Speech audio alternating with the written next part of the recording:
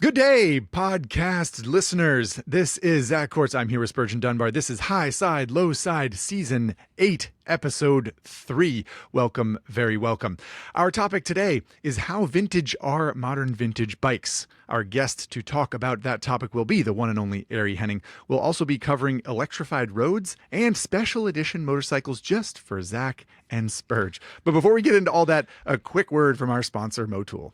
You know Ari Henning, you love him, and if you know nothing else about him, you know that he appreciates a clean motorcycle chain. And who makes it easier to clean your motorcycle chain than Motul? Why, no one.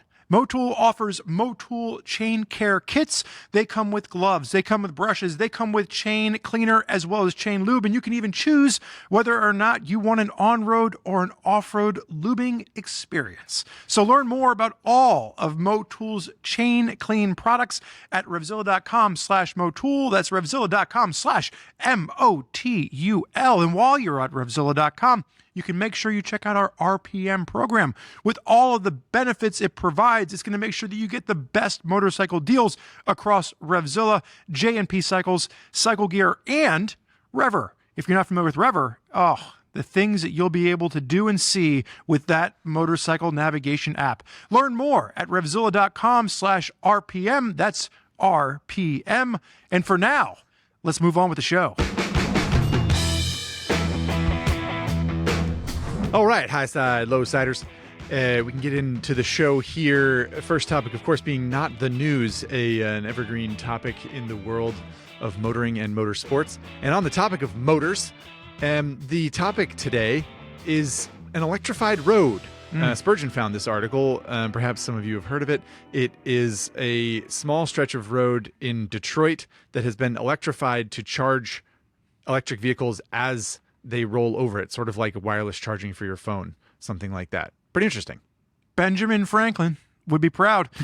So this was actually a topic of discussion in a common thread meeting the other day, and Zach and I just kind of wanted to chew it over in a not the news segment.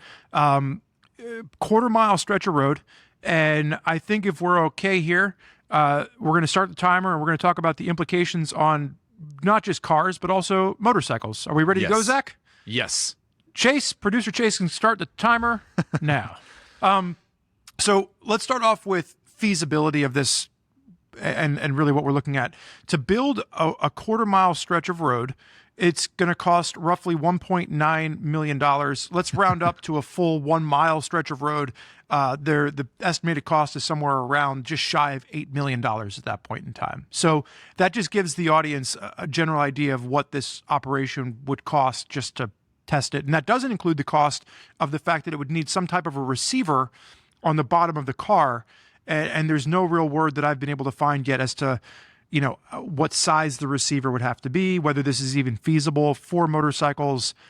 These were all things that Zach and I were discussing. There are certainly more questions than answers. It is, however, interesting technology, and I think coming at an interesting time because a lot of the news around the large-scale EV industry, specifically electric cars, is right now that it's not doing particularly well, that cars aren't selling particularly well. Manufacturers are sort of curbing their expectations for sales numbers and for manufacturing, and it's a sort of a curious time for this topic to come across our desks and to talk about it.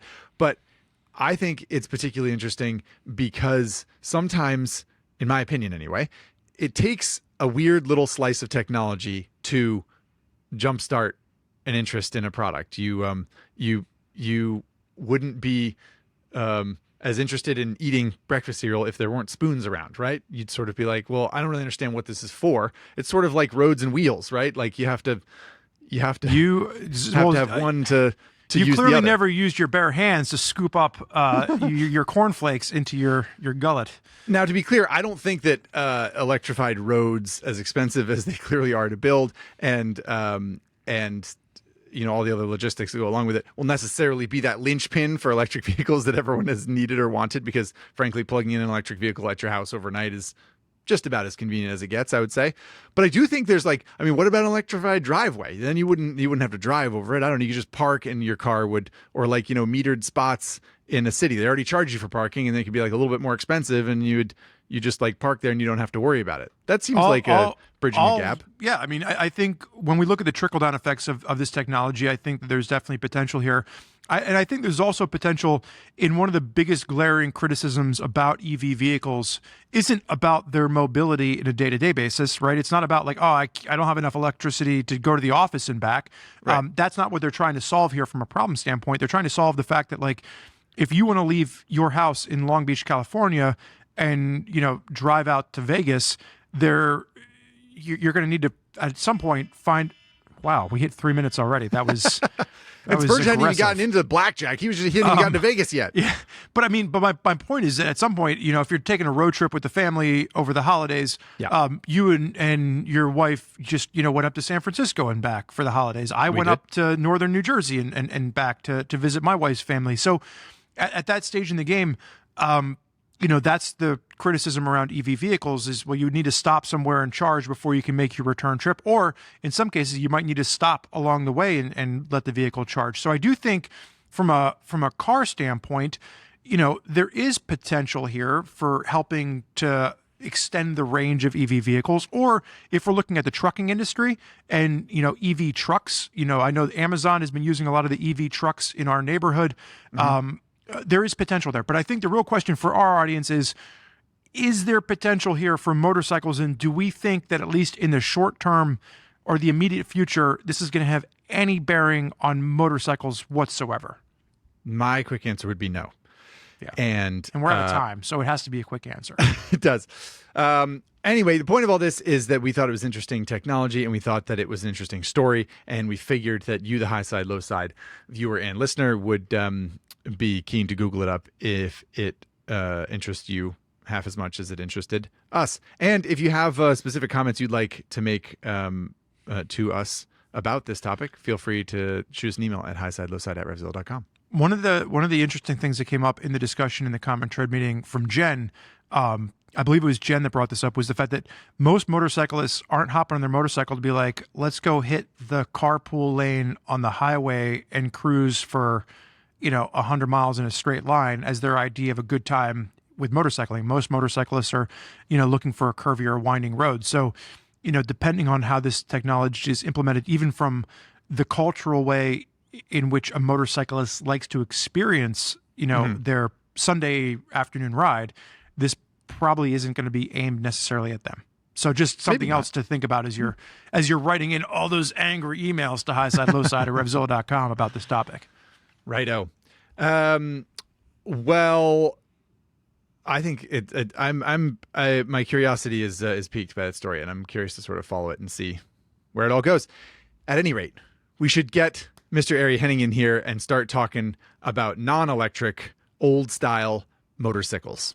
Okie dokie, everybody. There he is, the one and only Ari Henning, as promised. And the first question I have, predictably, is, what is your skincare routine? How do you get that glow?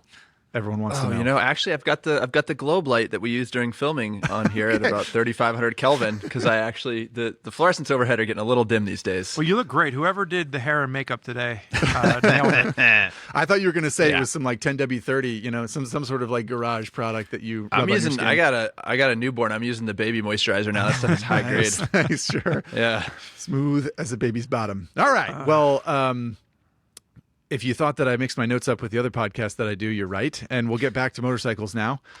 Spurgeon, what are we talking about and how are we going to talk about it? So the episode today is a look back and really a look back because of the fact that, this is a trend that is getting close to, 25 years of popularity. But modern vintage motorcycles have become very popular. These are motorcycles that are new motorcycles, but they're made to look and feel in one way or another vintage. And Ari obviously is a go-to for us whenever we're talking about anything vintage. So we kind of felt it was a shoe-in, Ari, to have you on the podcast today. And typically when we're talking about a vintage motorcycle, it's a motorcycle that's over 20 years old. We're going to kind of throw that out the window a little bit because some of the bikes that we're going to talk about from the starting of the trend are just past that 20-year mark.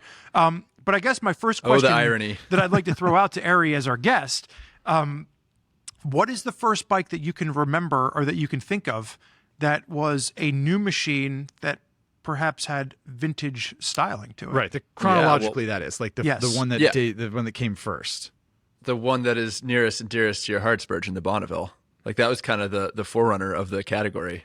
Okay, so that's Aries. Aries' memory goes back to 2001, which is when Triumph reintroduced the Bonneville to America. Are you asking me a bike that I would call quintessentially? No, vintage? I'm just saying like so we're in like a very muddy area of history right now because a true. 2021 motorcycle is by definition now vintage, but at the time it was emulating styles from the 60s. So I'm with you. So 2001 is when Triumph reintroduced the Bonneville. I guess from your standpoint, Zach, is there anything that you can think of that might predate the Bonneville with this trend? Well, it's top of mind because we talked about it in the last episode with our friend Abi. We were talking about, I don't remember what we were talking about. Oh, we were talking about Japanese motorcycle industry, thrills and spills. And two of the bikes that came up were one, the Kawasaki W650 and W800, and then also that Honda GB500, which is an interesting bike because it was, I don't know if you remember this bike, Gary. The GB500 was basically like a Norton Manx kind of replica looking thing. Like cylinder. It looked like a big British single from the 60s. Did your dad have one of those? No, my dad wishes he had one of those. Spencer's dad had one. I think that might be what you're thinking of. Gotcha. Yeah. Now I do remember. Yeah, it's a very handsome motorcycle. Yeah. So that's sort of like, and that was maybe 1990 or something like that. 1989 was the GB500. So a full decade before the Bonneville reemerged, and sort of like got this stranglehold on the modern classic market eventually. But interesting that Honda was reaching for those like classic kind of like 1960s style even way back when. And that bike didn't last and it didn't stick and it didn't have the same impact on the industry as the Bonneville did, certainly. But I guess they're worth a lot now, though. What's that? I bet they're worth a lot now. If they had just waited a decade to introduce it, they would have been right on the crest of the wave. And that's part of what we had talked about in Abi's episode was, and so for what it's worth, I think you're both right. What about you, research? Well, no, through all the research that I did, the Honda GB500 in '89 is the first one that I could really think of. Yep. And I'm sure that there's someone out there listening that could, tell us that we're wrong some other way. But to Aries' point, I think the one that finally stuck was when Triumph introduced the Bonneville in 2001, because Honda pulled the GB500 out of America after 1990, so I don't even think it was full 2 years. W650 was 2000, so it was 1 year before the Bonneville came into production, but then it was also pulled out the year after.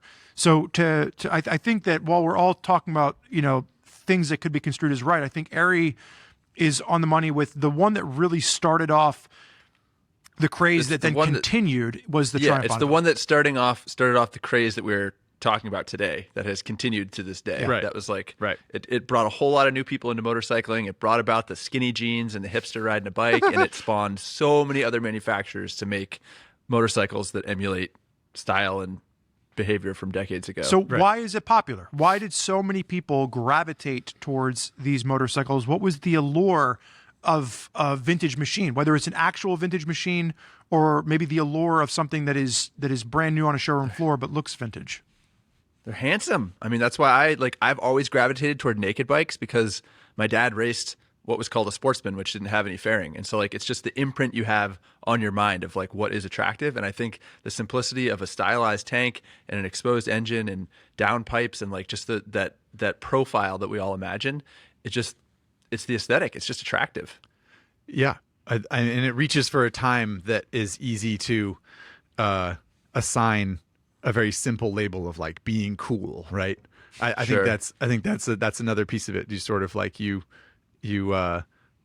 any kind of black and white picture of someone riding a motorcycle in 1965 or 1968 or something like that has this sort of aura, and reaching for that is understandable.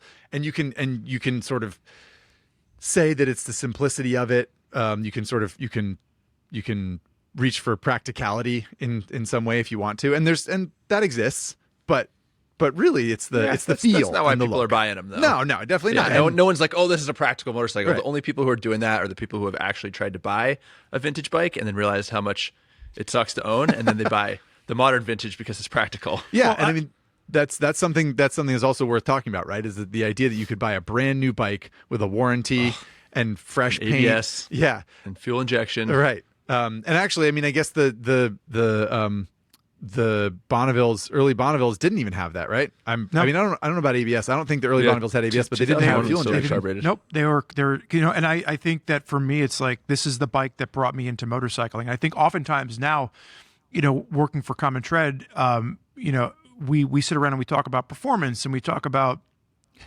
numbers on a page, and we go out and we see which one can go the fastest, and we talk about all of the different attributes that potentially could make a good motorcycle. But the number one thing that is so subjective, the number one thing that brings people into it, gets back to Ari's point of just the overall looks. And this is something that looks classic to us. And to me, I wanted to get into motorcycling because of the classic looks and the classic lines, but you couldn't find anything else on a showroom floor except for the Triumph Bonneville at the time. And I didn't know how to work on a motorcycle. So the idea of going and buying something that didn't run and trying to fix it and get it running, that's not what I want to do. I just wanted to ride. And Ari, you've made this point before, you're a very rational person, Spurgeon. No, because a lot of people are like, I want to get into motorcycling and I want a vintage bike and I know nothing about wrenching. I'll go buy myself a 1962 Honda. But you've talked about this before on the episode, and it's one of the things that Zach and I were talking about with some of the previous episodes we've had you on. Like, you made a point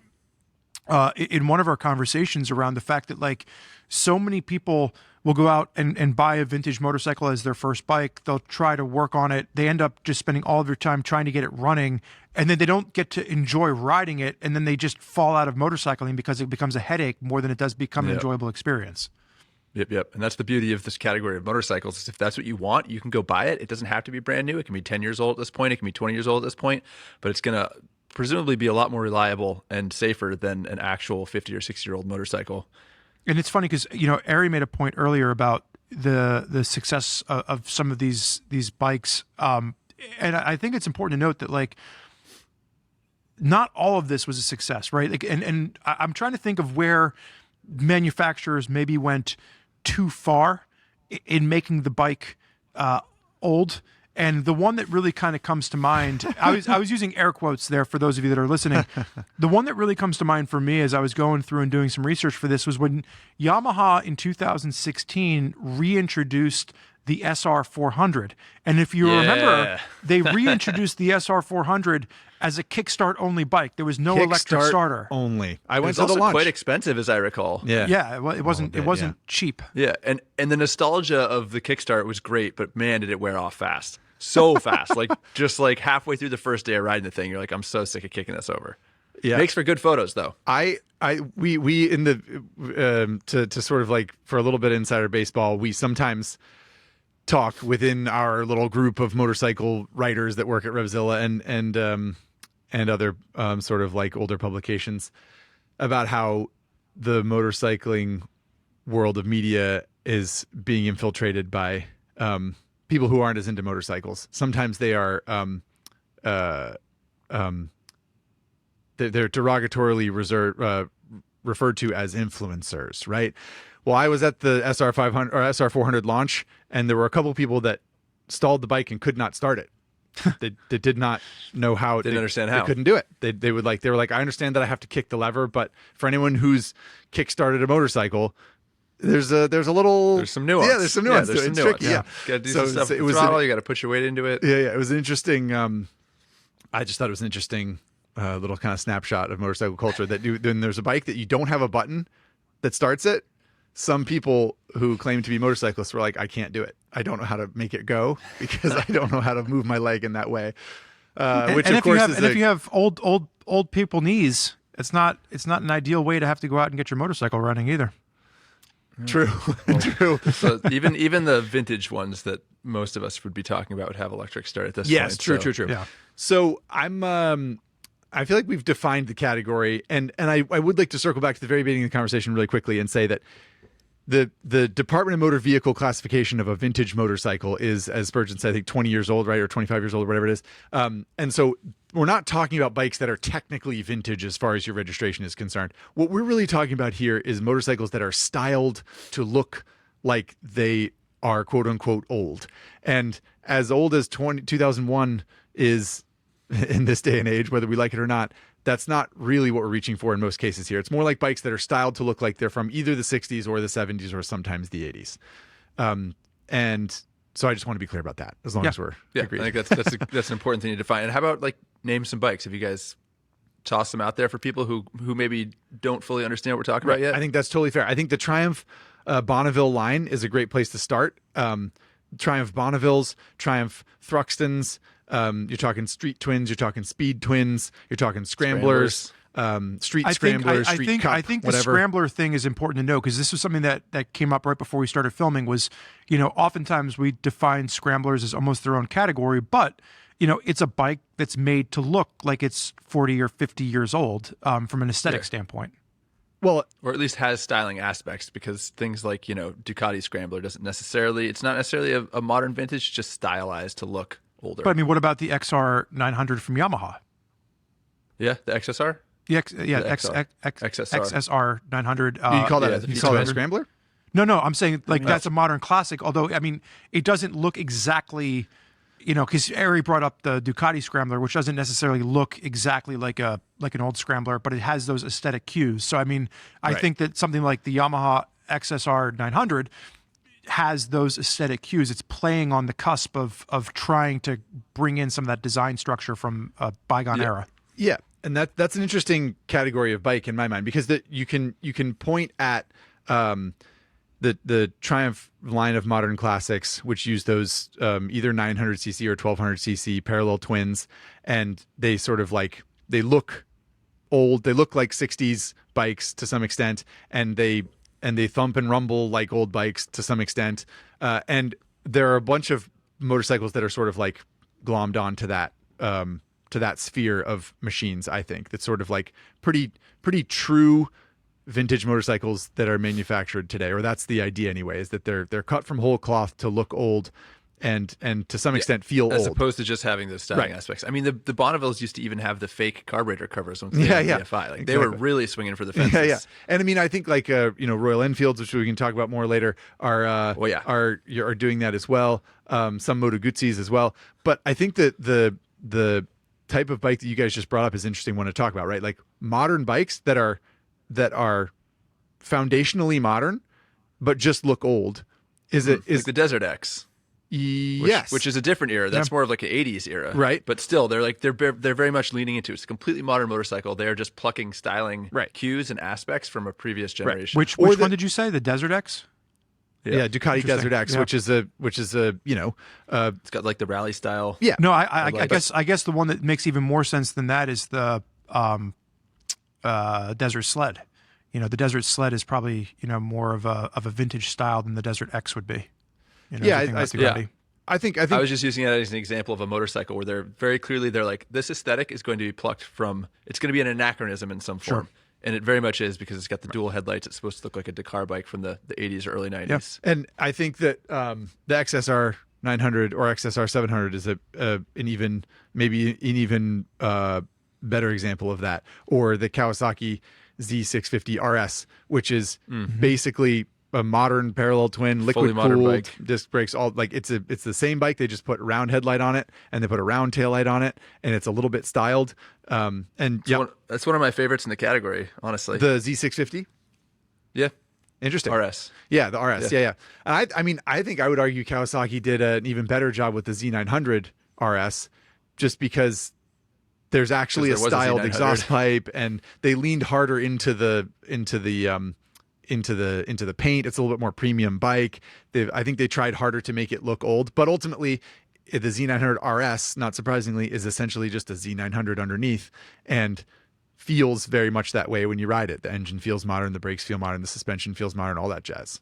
So these are all bikes that are currently available. I think it's interesting to see which ones didn't make it, right? And the one that comes to mind as one that has become a cult classic, so to speak, is the Ducati Sport Classic series.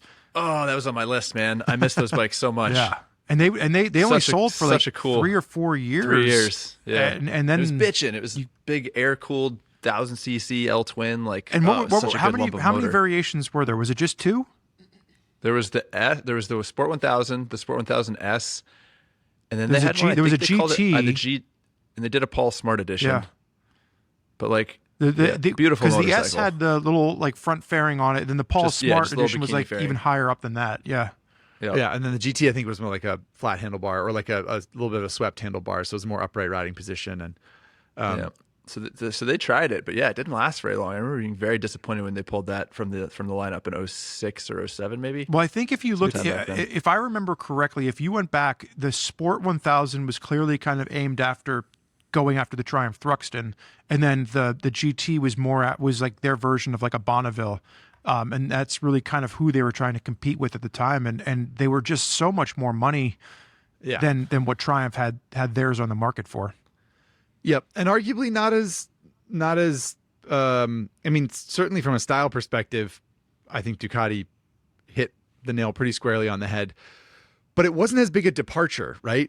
Mm-hmm. It wasn't as big a departure from the brand's other products, I don't think. You know, like was a Ducati Sport Classic that different from a Monster?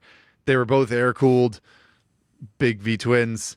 So like whereas I feel like Triumph had like you know, if you're going to get a speed triple from Triumph, you're going to get whatever it was in that era, a 900 and something cc, 3-cylinder liquid cooled performance, kind of like Street Fighter naked bike, or you're going to get a Bonneville, which was very different. Like it feels different, it looks different. It's very, very different. Like from the ground up, completely different, which I feel like helped maybe. But don't you think? I mean, if you're thinking about that bike specifically, and I don't want to get too in the weeds here, but like Ducati at the time, even if you were looking at like they had the S2R Monster, and then they had the S4R Monster, like going down to like the Sport 1000 or the Sport 1000 GT.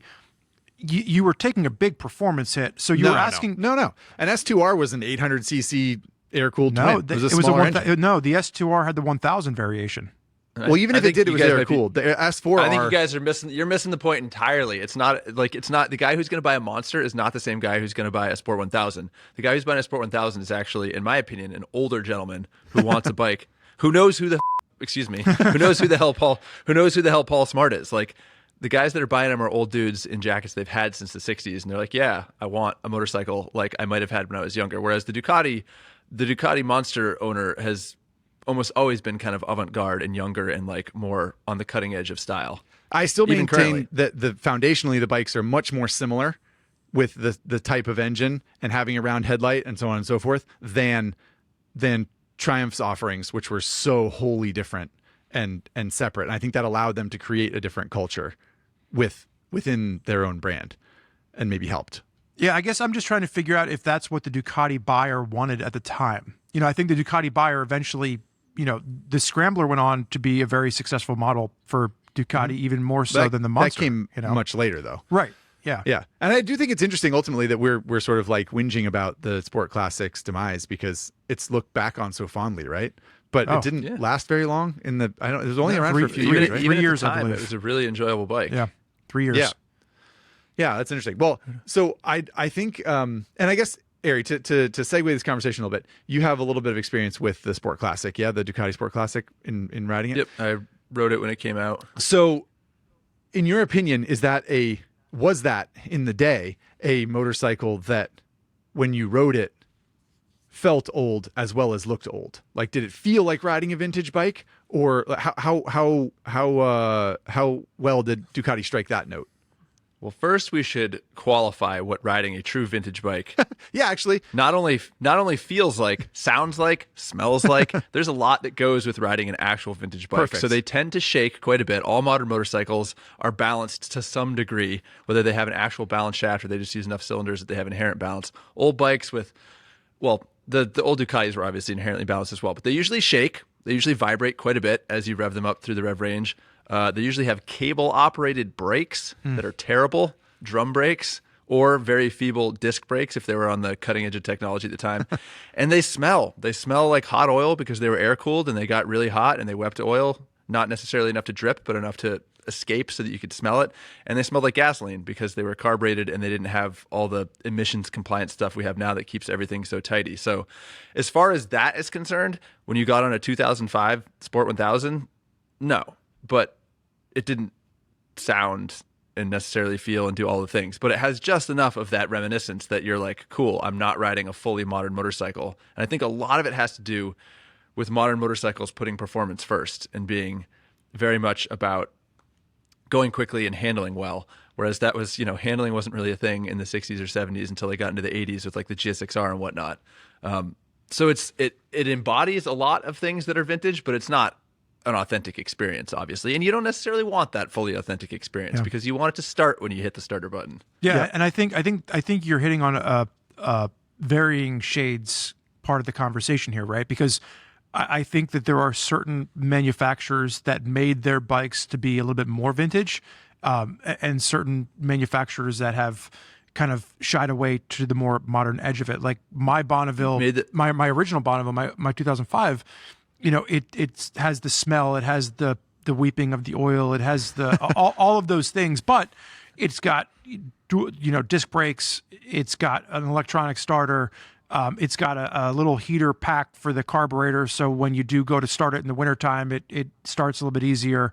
And then when you look at somebody like Royal Enfield, I think Royal Enfield's a great example of up until most recently, you could adjust the valves with a screwdriver. They didn't make their bikes more retro. They just never modernized them. Exactly, and that's why it's the same thing with Ural. Example. They just kept running with the stuff they've had for decades. And it's fair to point out that when the Himalayan came out, the 411 Himalayan, that is the bike where you have to adjust the valves pretty often. It's an air cooled bike. Yeah, 3,500 miles. I believe it's very, very vintage. Same thing with the SR400. They just reproduced a motorcycle they had made earlier. No, that's not what I was going to say. What I was going to say is the Himalayan engine is actually much more modern than what Royal Enfield was building up until 2015 or 2018 or something like that.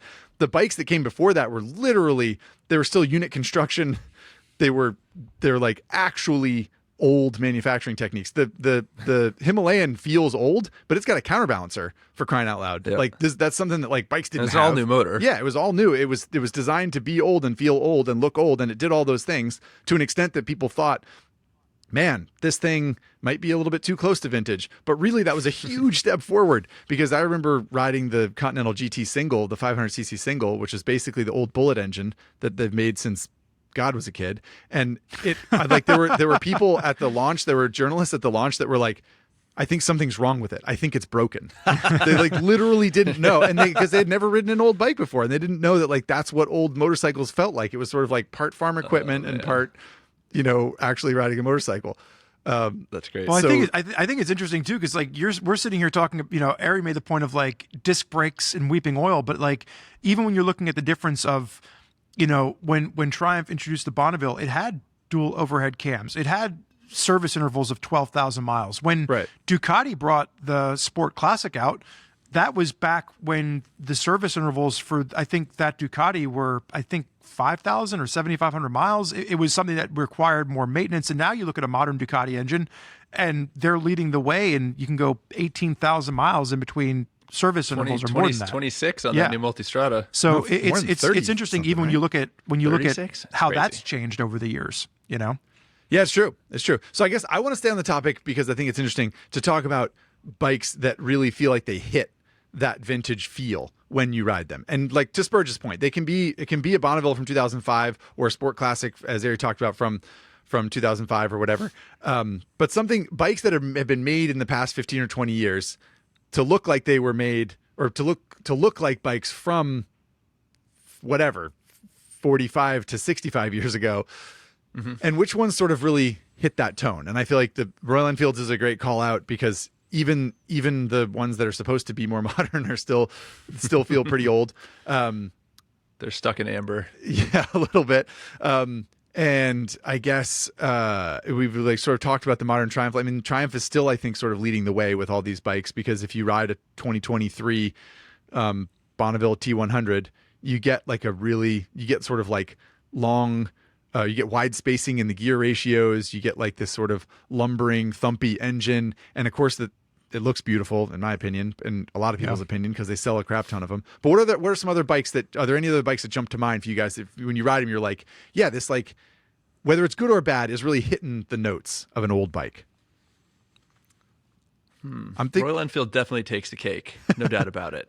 Well, we were talking about, Spurgeon, you and I were talking about it the other day, I don't even remember if it was on a Highside, Lowside recording or not, but we were talking about the Meteor 350 that we used for that beginner bikes thing, and we all rode around on it and agreed that, that bike hits some notes, right? That bike feels old.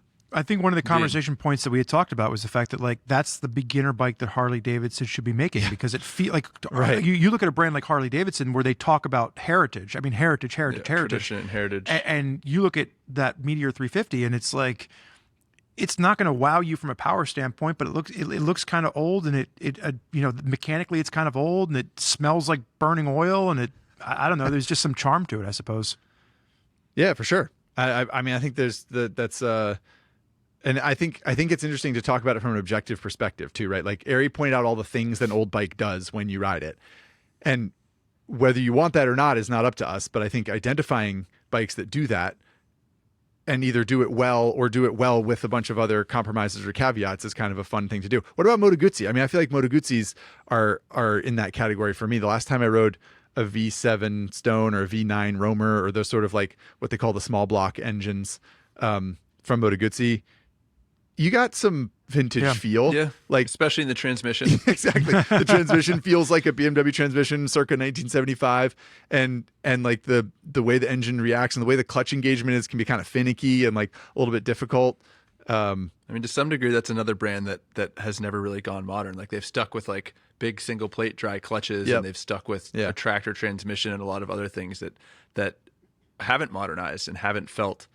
And maybe that's why people like them so much. I mean, they have that sound and they have that feel. They have character. A lot of modern bikes have lost their character because they're so refined. Yeah. So I like the idea of dissecting that word a little bit too, character, because I think some people would ride an old, ride a 2015 Moto Guzzi V7 Stone or something like that, or V7 Racer or whatever the bike was available in that category from Moto Guzzi in 2015. The Racer was the one with the chrome tank, like the metallic it was kind of chrome tank. It's just a beautiful bike. Good looking bike. Chrome tank and like little red, it was like the fairing. red. It had the red frame, like the red the frame was red. Yeah, exactly. Okay. I mean, just a gorgeous bike, and like evocative. I mean, pretty in sort of objective ways, like being shiny and colorful, but also very evocative of the time that Moto Guzzi was reaching for, and so on and so forth.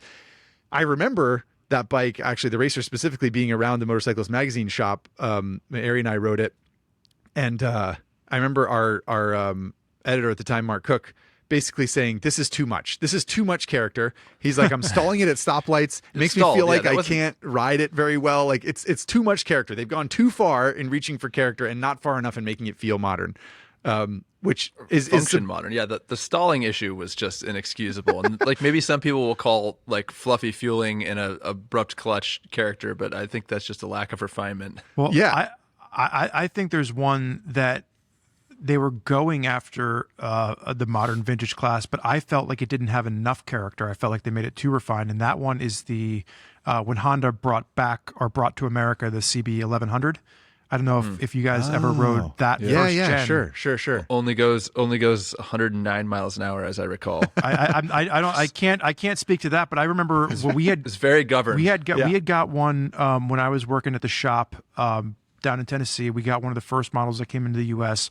and I was really excited to ride it. As someone that kind of liked this class of motorcycles quite a bit, and I remember taking it out for a ride as soon as it hit the showroom floor and just being like, oh, it was just very vanilla. It just didn't. It was almost like in true Honda form, they just made it too good and too smooth, and And it looked really handsome. Still does look really handsome. It's a beautiful bike. The big four pipes coming out of the front of the engine, but yeah, it's sort of like you what you wanted was a little bit more like heat in its blood, right? You wanted a little bit more, you wanted to shake a little bit more or something like that. Yeah.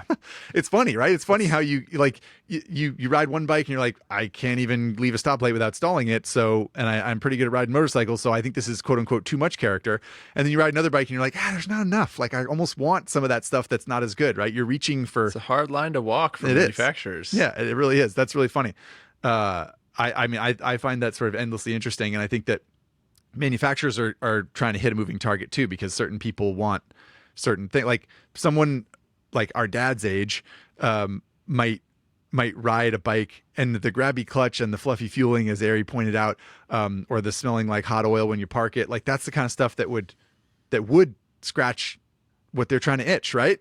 Yeah. They But want that. But on the flip side, they for want- someone that's coming out of a Honda Civic and they're getting into motorcycling for the first time, they're gonna be like, "What the hell's wrong with this contraption? I don't like. Why is this such a piece of junk?" And they don't have the context. Yeah. I remember to bring up a couple other bikes. I remember Ari and I doing a test years ago when the BMW R9T first came out, which it came out 2014. after BMW had launched the new water-cooled GS, so the new water-cooled, much more advanced engine that was in the big GS, the big 1200 GS.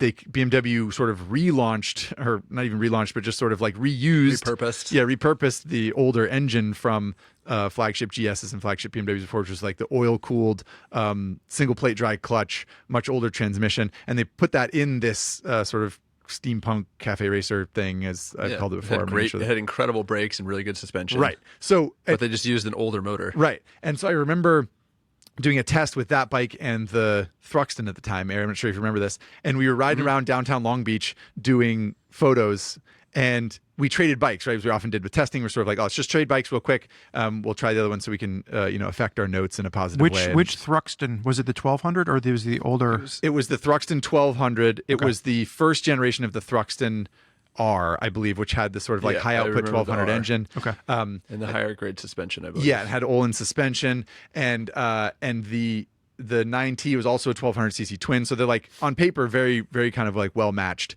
And I remember, Ari, I don't know if you remember this, but you got on the R9T and I got on the Thruxton, and we rode around the block to catch up to the photographer, and we stopped at a traffic light, and you opened your visor and you said, "Yeah, this bike's better," about the R9T compared to the Thruxton. And ultimately what we learned in that test was that the Thruxton in many ways was just much better. It was, first of all, styled better. It had beautiful, like thoughtful round blinkers and crafted taillight and a sort of like beautifully designed everything from start to finish. Whereas the 9T had like parts bin mirrors and blinkers, had the same blinkers as like other bikes in BMW's line that were modern and not vintage at all. And it didn't quite hit all the same notes aesthetically, but when you rode it, it really like, it vibrated and it shook and it had that weird oil smell, and it kind of like, it felt more raw and real and kind of like it was really plucking at your heartstrings. And the Thruxton was almost more too of a good. time machine. Yeah, it was more of a time machine, but it still worked well. I remember it handling exceptionally well. Yeah, exactly. And we've lost some of that in the current R9Ts. They've kind of like chipped away at the quality of the suspension and brakes. And right. Well, I think that's a quite good the same. point in general for people that are listening to this that might not know the history or exactly what we're talking about. The original R9T just had so many more performance components on it. Better brakes, better suspension, adjustable suspension. Yeah. And then they started, I think it was 2016, they started creating R9T spin-offs, the Scrambler, the Pure, the Racer. And those Urban were all GS, just a bit more budget in their construction. Yeah. And like Gary said, chipped away at sort of the a lot of what made the 9T good, which was like it shaked and it rattled and it shook even and did all these things. I was going to let that one slide. that you want, but ultimately like worked so well. And not to say that the Thruxton R was bad. It was not bad at all. It had beautiful torque and a great engine and good brakes and good suspension, but it was just like less comfortable to sit on, and it was almost like too polite. If you're getting into that category of motorcycle, you're looking for a certain amount of character. Right. You're looking for a certain riding experience that can't necessarily be quantified like we do with modern bikes with horsepower and curb weight and all that stuff. So it's really, like I said earlier, it's a bit of a moving target. Like how much of that seasoning of the old bikes do you dump on there, and then how much of the modernity do you give people in order to ensure that they actually have a good riding experience? I think it's probably one of the hardest classes for manufacturers to produce. Like just focusing on like the mechanical aspect. And Ari, you're somebody that is obviously, pretty talented when it comes to being able to work on things. Do you want to have valve service intervals of 12,000, or do you want to be able to adjust the valves with a screwdriver, but you have to do it every 3,000? And then if you're aiming at a new rider, which is better, which is worse, So I think even just with some of the basics of mechanics, it's a hard line to walk. Indeed. Well, the one thing they're all doing correctly is electronic ignition and fuel injection. Those are the two big hurdles that someone who's not comfortable working on a motorcycle shouldn't have to deal with. Can you And explain thankfully that they for don't the have to. audience?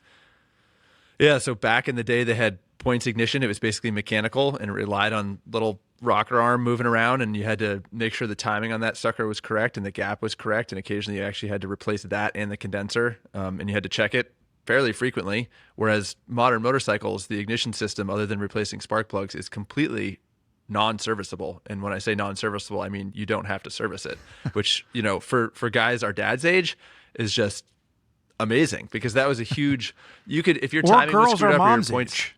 that's true. That is true. If the timing was screwed up, I mean, your bike might not start, it might run poorly. There's so many issues that could happen. And likewise with the carburetor, like we all take for granted now that, I got on the motorcycle at 7 a.m. this morning. It was the coldest, Spurgeon, it was the coldest day we have had in LA. I believe it was 38 degrees.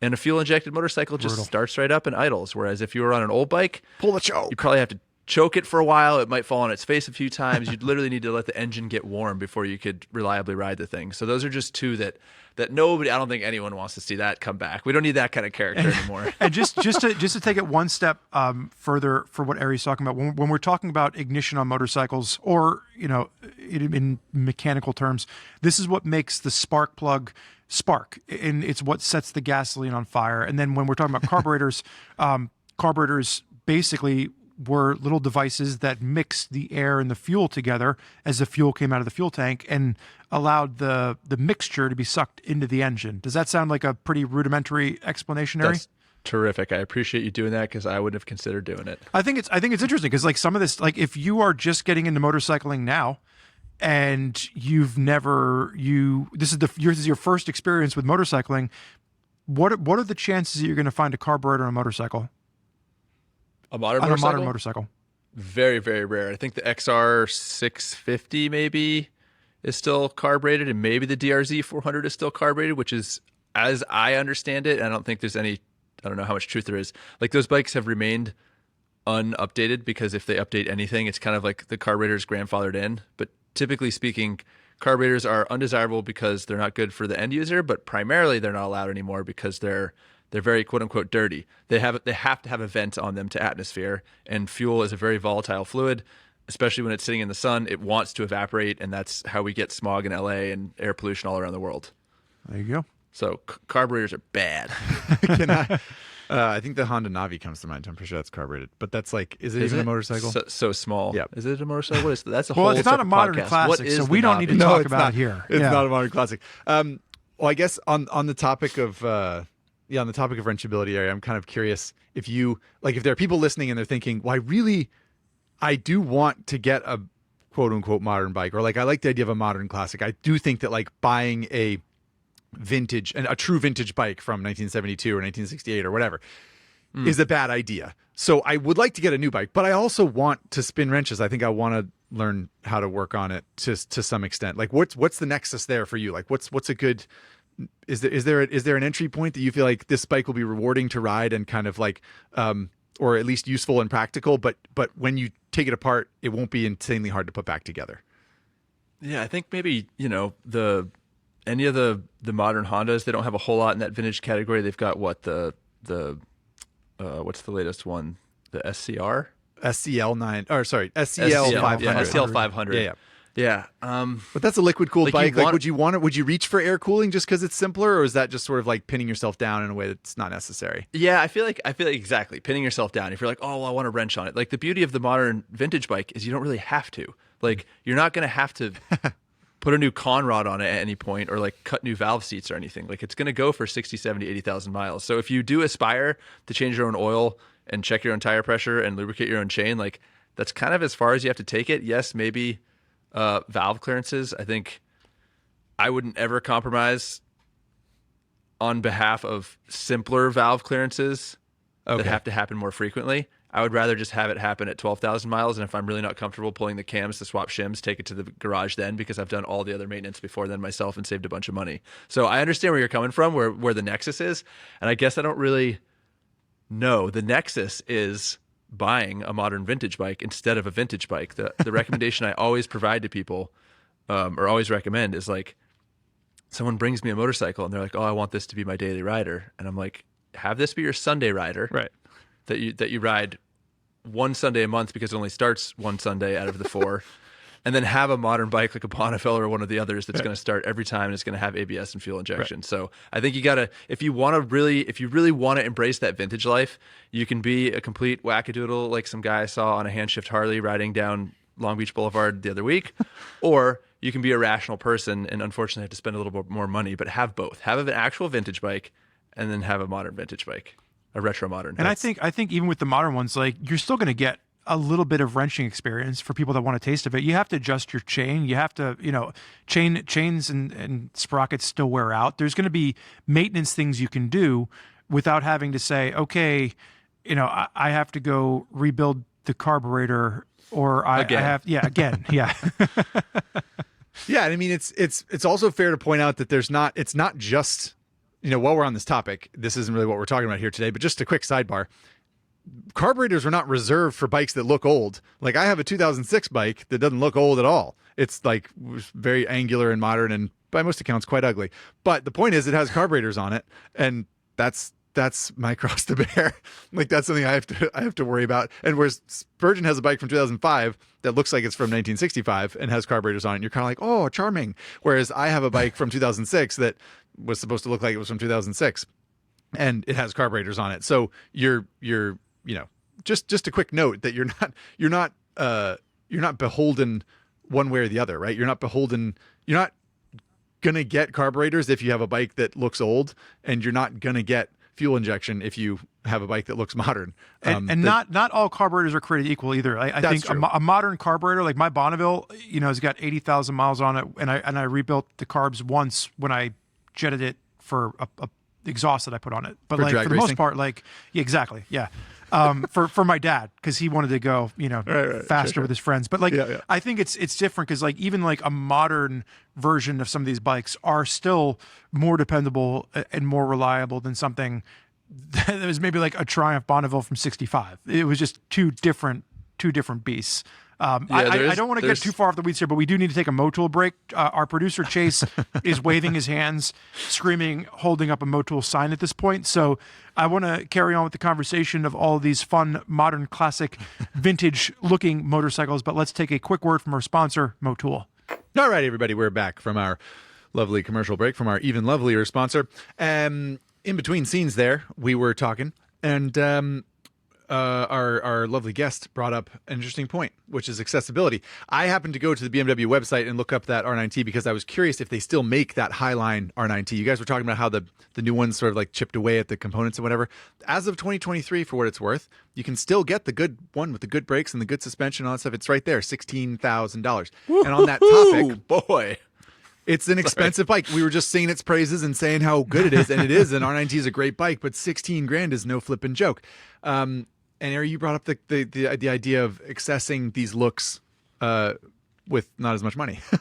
Yeah, we were talking about manufacturers that are kind of either doing a good job or doing something unique, doing something special with this category of modern retros. And I brought up Honda. They've done a really good job in recent years. They introduced the Monkey, they've got the Super Cub, they've got the Trail 125, and those are all $4,000 bikes. The Monkey I think is $4,300, but you can get a Trail 125 for $4,000 according to the website. And those motorcycles provide you with the aesthetic, which I think we've all agreed is probably top of mind for most people.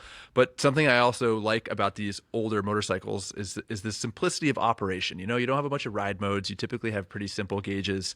And those motorcycles do it. So they allow people to access it without shelling out, what did you say, 16 grand? That is a lot of money.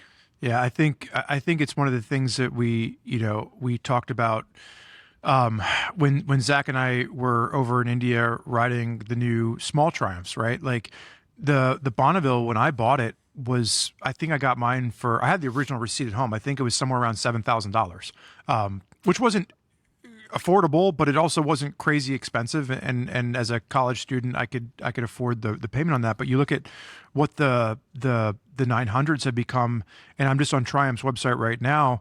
A Scrambler 900 is $11,500. The Bonneville or the Street Twin, however, 900 is about $10,000. These are bikes that are pretty expensive if you're just trying to start off. So, it's the reason I think Royal Enfield has done really well, because almost every bike in Royal Enfield's line looks old, but it's modern, and they're slightly, not slightly, they're in some cases very affordable if you're just coming into this.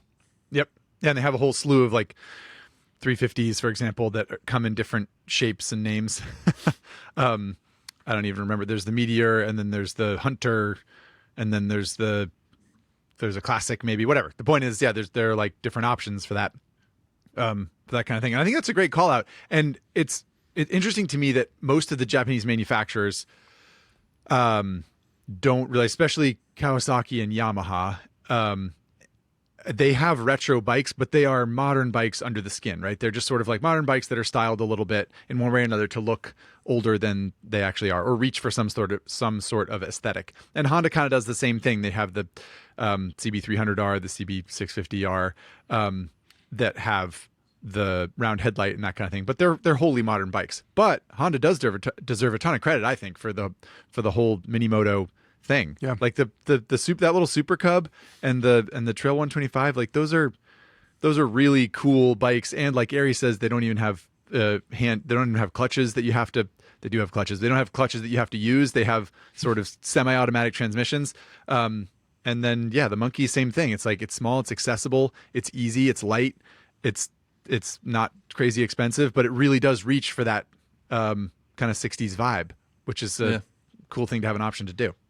Yeah, and I think those are also popular for new riders that are getting into it because they're drawn to the simplicity and the style and the price. But I've also seen a lot of them as like bumper bikes on retirees' RVs. Definitely, and I think there's nostalgia, so it like taps into modern new riders who like the aesthetic and like the simplicity and the price, and then there's also the veterans who just appreciate it because it's what they're familiar with from when they were younger. Yeah. I was just saying, I think, as we're trying to, figure out the order of this conversation during all of our pre-pro discussions and meetings, we talked about, a topic of conversation around like, are there any of these bikes that are currently making waves? I think it's interesting that as we go into 2024, one of the bikes that was discontinued this past year was the Thruxton. From Triumph's line after nearly a 20-year run. And, that's one where, I think it's been such a staple in the motorcycle industry over the past, like I said, almost 20 years, where people saw it. It really kind of helped to usher in this whole image of vintage. And so at first you're like, oh, well, maybe this craze is kind of dying out. Maybe this is going away. But then to the point that we were talking about earlier, like, Triumph introduces two beginner models in this coming year, and they're both, kind of vintage inspired, right? You have the Scrambler 400 and the Speed 400. So it's still like, such a foundational element of so many of these brands. And it's interesting that you don't see more of the Japanese manufacturers kind of taking a cue when you think of, the Kawasaki Ninja 400 or the Z400. Like, imagine if they just put that engine in a little platform that looked. I mean, they already have it for the 650 and the 900, right? Like, just make a smaller one. Yeah. Good point, man. Do you think that the Thruxton being discontinued is a bellwether for anything in particular, Spurge? Or is it just an interesting I think the biggest problem with the Thruxton was they made it something it wasn't. When the Thruxton came out in 2005, it was cool. It was simple. I know that you guys, there was a Thruxton Cup race series where I know that you guys both at one point or another kind of went out and raced, and it was a way for somebody that didn't want to spend a lot of money to go out and have fun on a racetrack, or it was just something that was fun and simple and easy to use. And then when they made it into the 1200, there was an R variant. It was a 1200 engine, not a little 900 engine. It was more complicated. It was much more expensive. There was the Performance R version. They tried to make it into essentially a sport bike that just had, vintage styling to it. And I think they just made it something it wasn't. And that bike has always tried to keep up because it wasn't quite as good as a modern sport bike. There wasn't anything to really do with it. It was kind of a one-trick pony in a way that the original one was still a bit more charming. Okay, so what do you think it should have been? I'm curious. Now that you say that they try to make it something that wasn't, like what should it have been reaching for? How should it have evolved? Yeah. Maybe it shouldn't have. Just stay put. Maybe it should have just stayed put. But prices always have to go up, and you have to change it to make people feel like they're getting more for their money. I would ask if Triumph brought back essentially the original 2005 variant in some way or another and charged $6,000 less for it.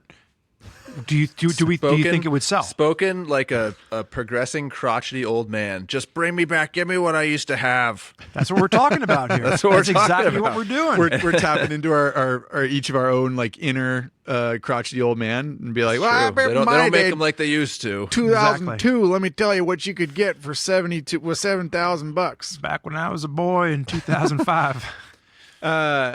Well, I think. From my perspective, the Thruxton going away, or the Thruxton, even if you could like label it as some sort of failure in the last few years or something like that, which I don't think you can, but the Thruxton going away in Triumph's lineup is in any way, shape, or form to me not really a bellwether for anything, because Triumph's modern classic line is so stacked. Abundant. That's right. Yeah. It's like there's so many things, and to your point, Spurge, maybe the Thruxton grew into something it wasn't supposed to be, and that's why people didn't like it. But there's just so many options. It's hard to call it.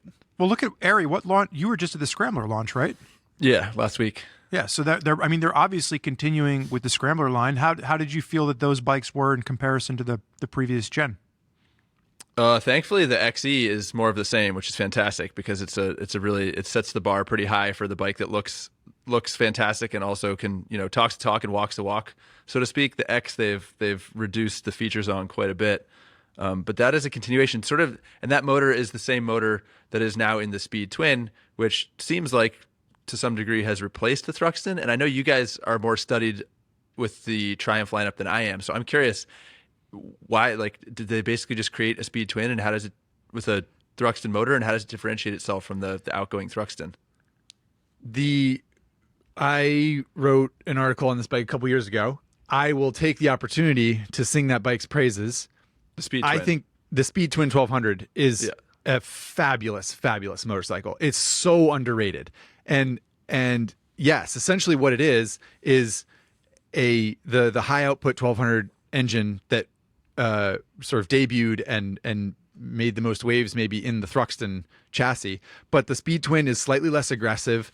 It's slightly simpler. It's not as expensive, but you get all the sort of like torque and power that you get from the high-end Thruxton.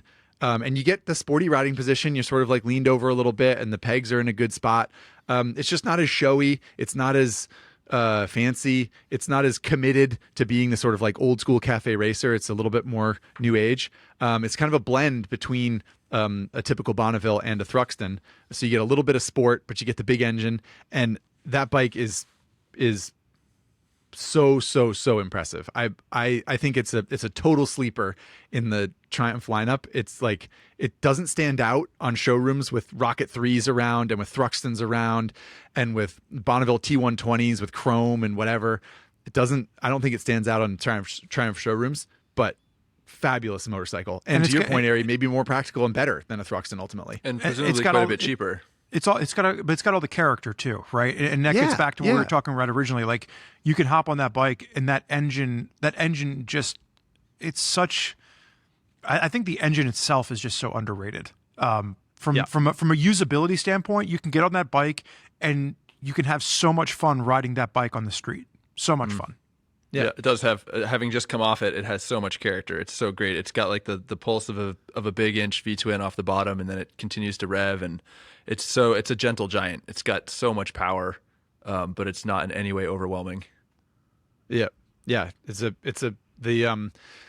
If I remember correctly, the Triumph did a major overhaul of that engine in 2015, I think, or for 2016 model year, maybe something like that, where the sort of like older era of Bonneville's, like where Spurgeon's bike comes from, the 2005, 2010 sort of model line, that was updated heavily. And I think in large part, I think it's pretty widely agreed upon that engine is great. In 900cc form and in 1200cc form, it's just sort of like it's got tons of character. It looks beautiful. It sort of like looks simple but works, but acts really modern. It just sort of like hits all the notes. Yeah. And it's interesting because there were two as long as we're nerding out for a second, there were two variations of the 1200 too. There was an HT and an HO. There was a high torque and a high output. So they actually had different variants of how they were, configuring the engines. It's really interesting to me the amount of R&D and dedication that Triumph has put into their entire modern classic line. And I think that gets back to, I think it was you that said it, Zach, like it's clearly not going away because they're so committed to the fact that they've got almost, not quite a baker's dozen worth of motorcycles in just that line on their website. Yeah, I'm curious. Like, does it make up half of their offering?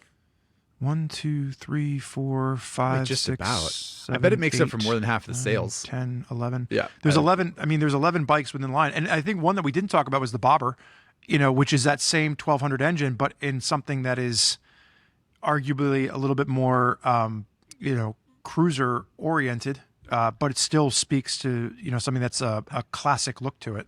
Yeah. And I have barely any experience with the Bobber, but I love that bike too. It looks totally different from anything else. Triumph managed to make a cruiser in an ultra cruiser rich market in the motorcycling world today, especially the United States, and make it look different somehow.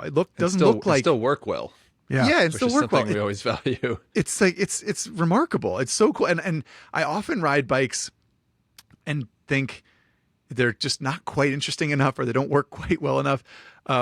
Especially bikes in this class is sort of like mid-size cruisers, and I wonder why more companies don't. Maybe they're ashamed to take cues from Triumph at this point, because I don't know. I'm not sure, but I just think that the Bobber is such an interesting bike, and it's so it just like it does something that no one else does when it was trying to answer a question that had been answered so many times before. I think the only downside of the Bobber, and I think this is probably the one variation as it really sits within this line, is that there is a bit more utilitarian options. I mean, every other bike in this category on Triumph specific site, you could throw a set of saddlebags over. Yeah. You could throw a little windshield on it. You could use it as a grocery getter. You could use it around town. Like the Bobber is pretty much a one-trick pony. Like you're just going out for a Sunday ride. But that's what a lot of people buy motorcycles for, man. It's because they like the way it looks. I'm not arguing against it. I agree with everything that you guys are saying. I think it's a charming bike that did a take on a pretty popular category completely differently than anyone else did. Bob rides alone. Bob doesn't want a passenger. Bob doesn't want luggage. What other bikes are there? Any other bike? I mean, obviously we talked about the Thruxton going away. Anything else that's making waves in this category in 2024? I only have one sort of oddball thing to point out, which doesn't make a ton of sense. And I think you had a point about Royal Enfield you wanted to make. Did you not, Spurge? Yeah, but I was going to let somebody else take it as their own. Oh, wow, not our fault. You got all the good ideas. This is a production here, so we doesn't have to be honest. Well, I think I was looking through all the motorcycle manufacturers' websites, kind of like digging for retro bikes, and on Suzuki's website, I found something kind of interesting, which is that let me pull it up here and make sure that they're still producing a 250 sport bike. There's the TU250. That's good. No, TU250's gone. No, I don't think the TU250. What I was going to say is the old SV650. If you look through Suzuki's lineup, variant. the SV650, which has gone through many a weird era. It had experimented in college there in the late 2000s. And anyway, the point is, it has a round headlight. It's like simple. It's got a steel trellis frame. Yeah, it's liquid cooled. It doesn't make any claims about being like classic or retro. I guess they had the SV650X, they made the X, which was that had the little bikini fairing and kind of the race stripe. whatever, you could even forget about that and just appreciate for a moment that the SV650 essentially is, I think it came out in 99. Is that right, Ari? Yeah, the original. So, you know, it's 25 years old. And it's kind of a little bit retro. somehow. It reaches for this same thing. Interestingly, it was very common throughout the popularity of the SV650 to either modify it to be a street fighter when street fighters were a thing, Right. to put like a fat back tire on it and like beefy suspension, beefy brakes, or turn it into a cafe racer. So those have always been directions that people have taken that bike in. Right. And so it's been sort of suitable as a template for that style. I just think it's interesting that we're doing all this talk about, and I brought this up in the beginning, that we're talking about bikes that are styled to look like they're from the 60s or 70s, maybe. That's mostly what we're talking about when we're talking about retro-styled bikes. But the lovable SV650 is just chugging along there. It's as sort of like vibrant and exciting and interesting and rewarding an experience you can have on two wheels as it's always been, or as it's mostly always been. And it's like old enough now that people might be looking at it and thinking like, oh, cool, I'm going to get that like old style bike, Yeah. And it just like basically it looks pretty similar to the way it did in 1999, which I think is funny. Yeah, but I think even the second gen SV650 has become such a modern cult classic because it's a little bit more angular, it's a little bit more basic, and people Fuel love injected. that generation. Yeah. I mean, Yeah, that's right. the first gen versus second gen. In my opinion, the biggest difference is obviously their style, but just the carburation. Because you can find them so cheap, and every time I see a first gen, I'm like, oh, I don't want to deal with the carbs. So that gets back to the whole simplicity of modern technology. I think it's so interesting that I think aside from Boulevard cruisers, Boulevard is this sort of like Suzuki's line of cruisers for the uninitiated. Aside from Suzuki Boulevards, which are varying engine size and demeanor, but the cruiser line from Suzuki, I think the SV650 is the only bike that has a round headlight. And it's Interesting. It's a bit of a granddad at this point, which I think You don't think see it's funny. You don't see round headlights very much anymore, unless the manufacturer is leaning into a vintage look. Right. Well, Anyway. it's funny you mentioned the Boulevard. I'm trying to do a quick internet search whilst we are podcasting, and I'm pretty sure the Suzuki S40 was the one that they made like a vintage cafe kit for it, so you could take that bike. Rika. Oh, Yes. yeah. Nice throwback. Yes. So the Rika. Rika About that. CS1 Cafe Racer Kit. So if you bought a Yeah. Suzuki Boulevard S40, you could turn it into Yeah, I kind of remember a doing an article about vintage that. looking motorcycle. That was it was the Savage, I think. That was the Yep. the It's a S40 Savage. single, The, correct? Yeah, big thumper, right? Like a 600 or something like that. It's a cool looking bike when you did that retro kit to it. Yeah, yeah. We'll have What to a- have- what we'll a have to have picture transformation. pulled up for YouTube. Yeah. Yeah. Right on. All right. Well, I think we've got one more and arguably most important sort of like personal pick. But do you have either one of you have any other topics you want to cover here? So just under the making waves, and this gets back to, I'll throw it out. When we published the new article on the Royal Enfield Himalayan, people in the comment section were really upset at the direction that Royal Enfield took that bike. They basically made it more modern. They made it, I believe it was liquid cooled and all of these changes that just took it in an era of progress, I guess you could say. And people that were Royal Enfield owners were writing in the comment section saying, "Oh, these aren't the changes I want. I want it to be more basic. I don't want Royal Enfield to go in this direction." So I think for me, it was interesting to see, one, if Royal Enfield took the Himalayan in this direction, are they going to take other bikes in their lineup in that same direction? And if so, are they going to be abandoning the fan base that they've really built over the past, 10, 15, 20 years in North America? You know what this reminds me of? One Harley Davidson.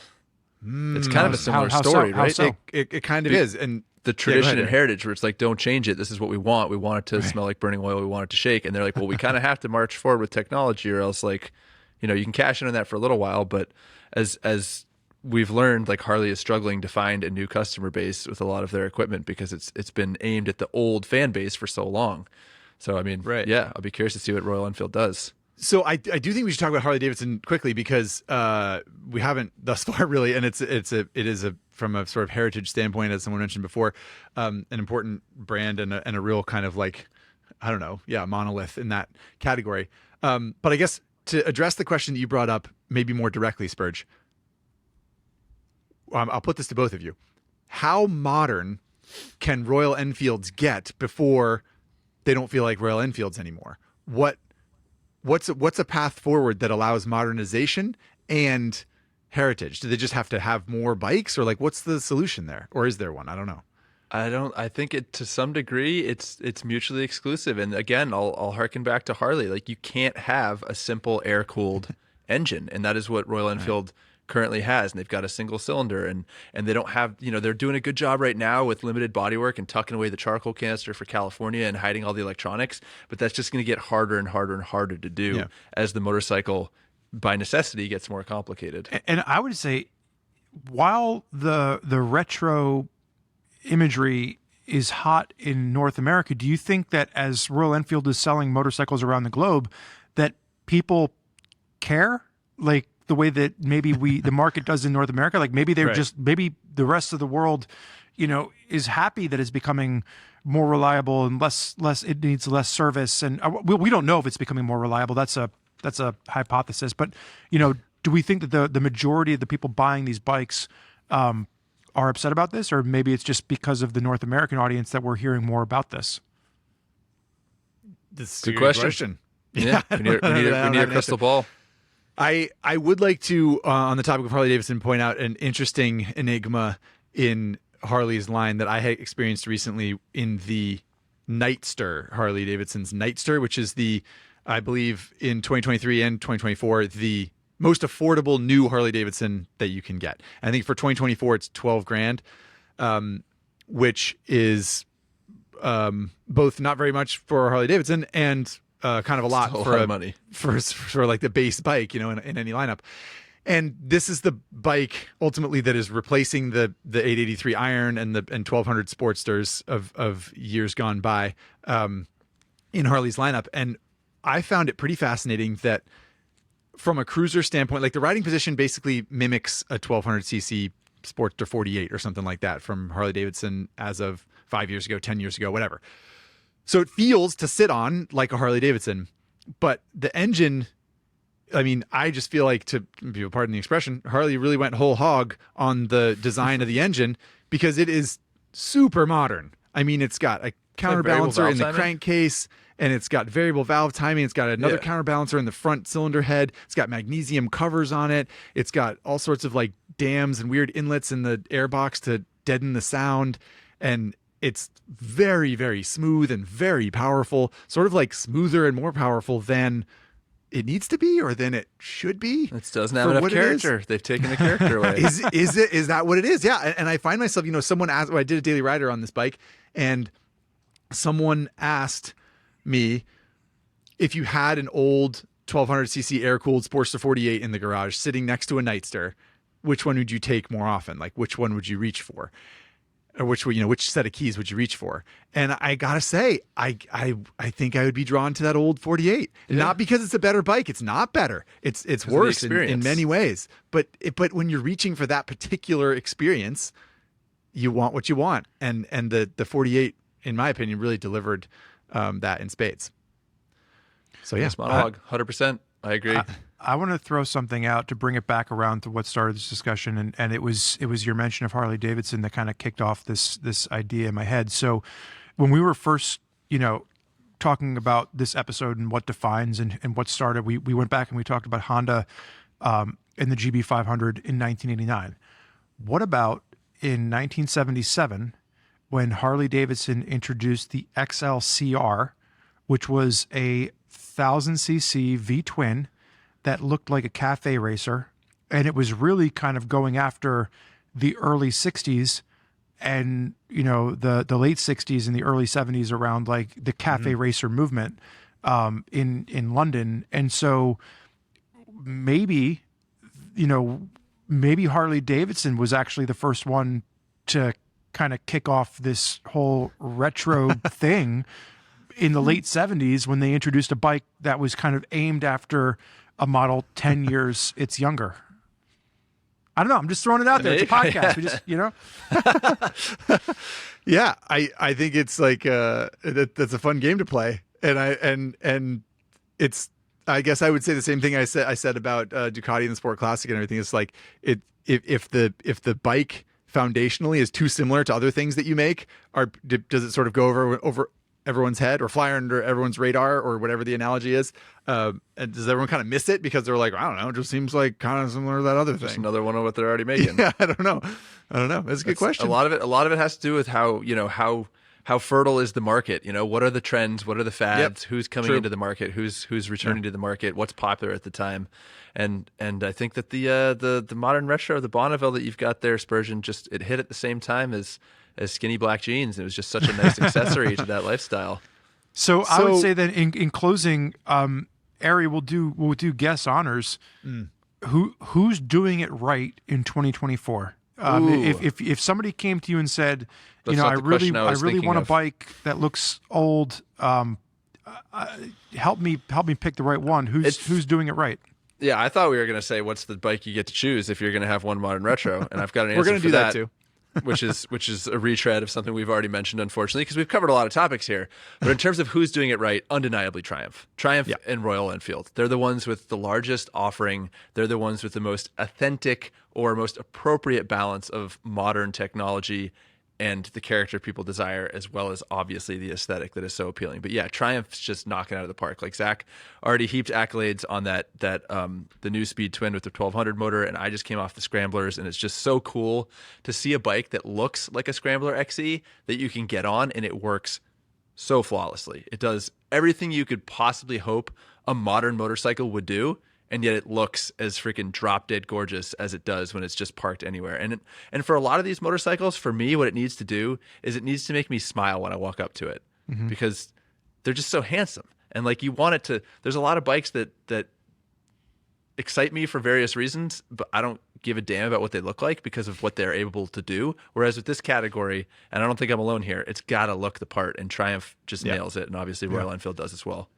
Yeah, I think that's an opinion of a veteran motorcycle reviewer. Did you notice, everyone, how Ari didn't say, well, I think you could argue? He said, this is fact. Triumph is doing it best. And I think I like, it's true. It's really hard to argue against that. I can't think of anyone better than Triumph and or Royal Enfield right now in the market.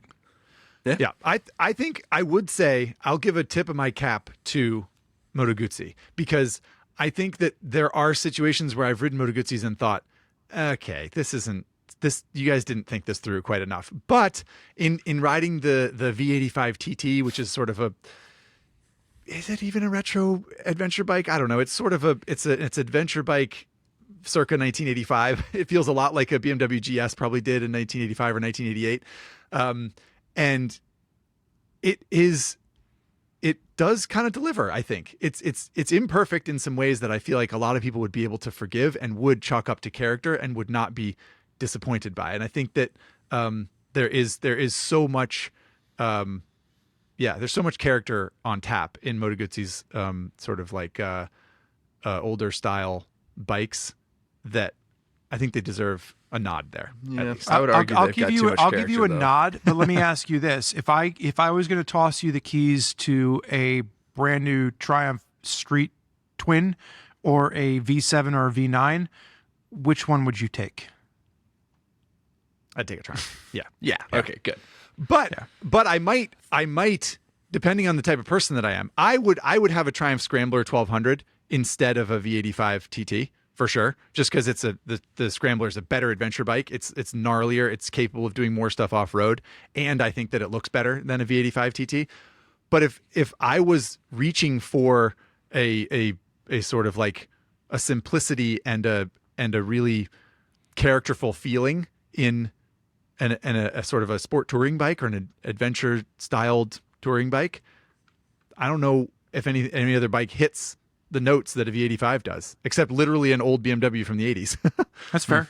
And I think fair. that's the BMWs from the 80s were good bikes, in my opinion. And I think that building a new version of that is not the worst thing. So anyway, well, I think it sounds like we agree on that. Triumph is sort of the king of the category, and that's probably the reason they have the most bikes in the lineup. Now it's time for the final question, Ari, the one that you said you were prepared for. Which modern motorcycle that is made to look and perhaps even feel old would you put in your garage if you could? That is a good question. It isn't fully modern at this point. and because we were in January 2024, it would technically be 10 years old, but it would be that first R9T, the up-spec R9T with the oil head motor. I just remember riding it, and I remember the way that, the transmission lacked refinement but had character, as we've said, and it smelled like hot oil when it ran, and it had great power and that nasally intake sound and a good exhaust sound and just kick-ass suspension and brakes. And yeah, it would be that or a 48, as you also mentioned, but I really enjoy the performance aspect of the original R9T, and it's just so handsome, and it has so much opportunity for customization and beautification with all the accessories that are out there for that class of bike. Yeah, for sure. I think that's a great answer. I grew up in a BMW Boxer twin household, so that one sort of like speaks to my love for good brakes and modern performance and balanced handling, but also speaks to my love for that weird exhaust note and the sort of like weird looking BMW engines and that kind of thing. I think it's a great bike. And as I pointed out, I went to BMW's website and there's a 2023 model as of the recording of this podcast that appears to be essentially the same bike that you would have gotten in 2014. So is it still the oil head engine? Yeah, it's the oil head engine, I don't and it's think got they changed it, the Sachs upside down front fork, the radial mount Brembo calipers. It's got all the same. Yeah. Would that be your pick too then, Zach? Is that the one that you'd go with? I think it might have to be. I'm tempted by that Speed Twin 1200 that we talked about that I said I loved so much, and I do love it. It's so good. It's like the right amount of loud. I just can't say enough good things about that bike. I think that for me, I would probably lean toward the R9T, like Ari said, for all the reasons that Ari said, but also because I have this sort of like BMW. Yeah, you came from a BMW family, and you're used to that. That definitely there's a lot of nostalgia there for you. Yeah, for sure. And I think the R9T, if I was going to critique it, it does miss a little bit in some aesthetics. Like it's not wholly vintage. Like there's a lot of kind of plastic around the engine, and like I said, the blinkers aren't retro and the mirrors aren't retro. They're not, they didn't try all that hard. And maybe that's one of the things I like about it, is that it's this bizarre blend of sort of like vintage feel, but modern capability. And it seems kind of unapologetic in a way that I like. And let's not forget how much space a Boxer engine takes up in your garage. That's true. That's true. They are wide. Yeah. So what about you, Spurgeon Dunbar? Which bike would you take? Would it be a 2005 Triumph Bonneville? Because if that's the case, I've got great news for you. I've already got one. No, it's funny because I was thinking about, do I already have that bike? So would I recommend it to someone else? And I would. I think so. It's important to note in 2001 when Triumph introduced the Bonneville line, it was a 790cc parallel twin. 05 they introduced a new engine, which was an 865 variant.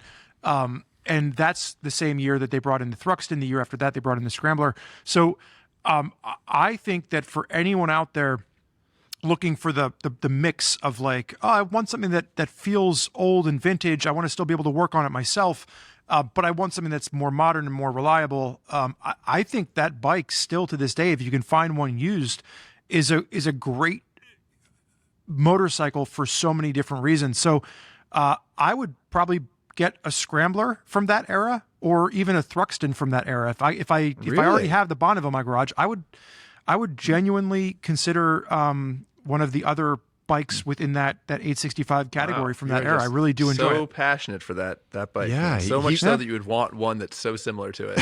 Yeah, he put his money where his mouth is, Ari. You said, "Oh, you're just a crotchety old beam." I'm like, "Give me what I used to have." And then when it came time to choose any bike he wanted, he's like, "I'll take the one that I have," sorta. No, I think there's a nostalgia that comes with that at this point, sure, right? Sure. Like, that's fair. The Thruxton looked a little bit different. It had like the clip-ons, and the Scrambler. Yeah. The paint jobs that came on the Scrambler was like the neon green with the silver tank, or like the fluorescent orange with the silver. Like they were just a little bit wacky and weird, and it was just something a little bit different than what you see today. That was the era, the 865 Scrambler era. This is a whole nother podcast. That was a 360 crank engine. That was when the Scrambler engine was different than the. Right? No, the Scrambler engine was the 270 crank, and the Thruxton Correct. and the Excuse me. Yep, and the Thruxton and the T100 were 360 cranks. Yep. Right. Excuse me. I mixed it up. Yeah. Okay. Well, good call out there. One last little tidbit of information. Anywho, we've blabbed long enough about vintage bikes or modern bikes that look vintage, or whatever the heck it was we were talking about today.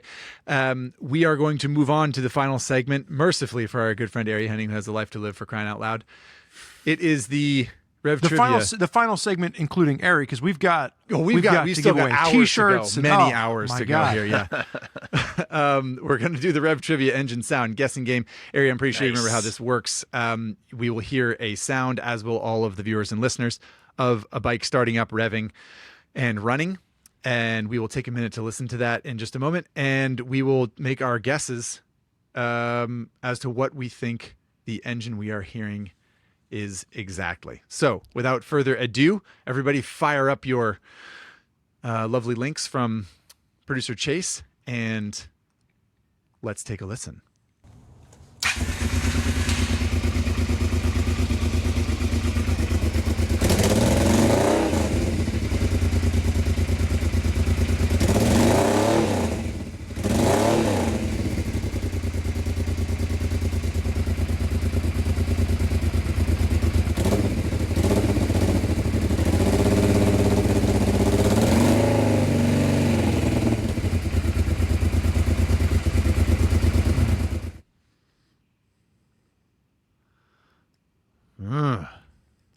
Okay. Well, on the last episode when Abby was our guest, I came on pretty strong along with Zach, and we basically said it was a single, and we were both dead wrong. So I'm almost hesitant to. I know. I feel like as soon as I heard it start, I was like, "Oh, single cylinder," and then I'm like, "Ooh, is it?" It's certainly got a long stroke. That's for damn sure. Yeah, that's for sure. I thought the same thing, Spurgeon. Like, I'm usually pretty confident, at least, at how many cylinders it has. Yeah. But my confidence is shaken. I'm very grateful to hear that both of you are also not super confident about this, because I came out of the gate, I'm like, oh, single, and then I was listening, and I'm just like, I don't know, and now I'm embarrassed. I don't know if it's got 1 or 2 cylinders.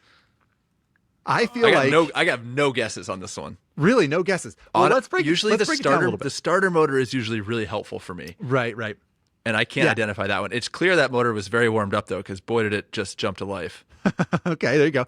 So a couple things we know about the engine sound guessing game. Oftentimes, they are late model or modern motorcycles. And Ari and I are usually a little bit better with those because we hear so many of them. I feel like another thing we know about the engine sound guessing game is that producer Chase loves to err on the side of or follow the theme of the episode. So something makes me think that this would be a little bit older bike because we're talking about vintage bikes, and it certainly sounds that way. Would you agree, Ari? Yeah, I think I now have an idea, but I don't want it. It's almost like a novelty idea that I want to throw in just because it seems like such a common. What's your novelty idea? Go ahead. Your 2005 Bonneville.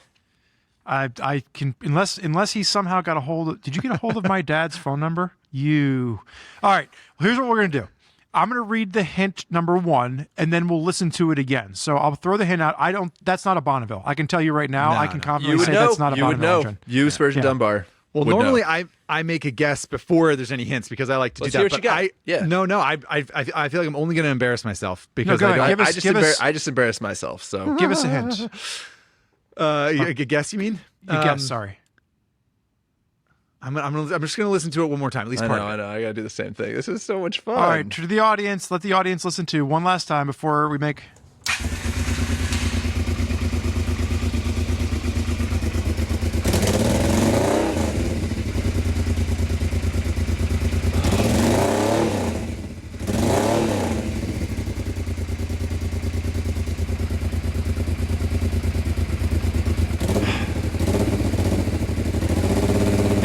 That's not a Triumph engine. Like that I can confidently say. It's not a single either. It's a twin. I'm confident of that. Okay. Just when it revved up, you can kind of hear the power pulses, and it doesn't have the big pause. Zach, but yeah, any guesses before I read the first hint from you? I can't do it. No, I'm afraid I'm lost. Okay. First hint: it is a V twin engine.